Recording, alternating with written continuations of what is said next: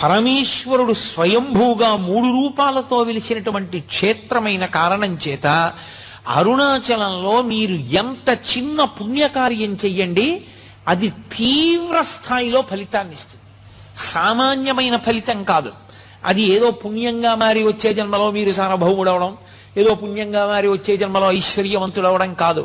అరుణాచలంలో చేసినటువంటి పుణ్యకార్యము పునరావృత్తి రాహిత్యమునకు తీసుకెడుతుంది. దానికి స్కాంద పురాణంలో కొన్ని విశేషాలు చెప్తారు. అరుణాచలం కొండ మీద ఒకానొకప్పుడు ఒక సాలెపురుగు గూడు కట్టింది. గూడు కడితే లేత సూర్యకిరణాలు పడ్డాయి. పడి అది విశేషమైన కాంతితో మెరిసింది. ఆ మెరుపు కొండ మీద పడింది.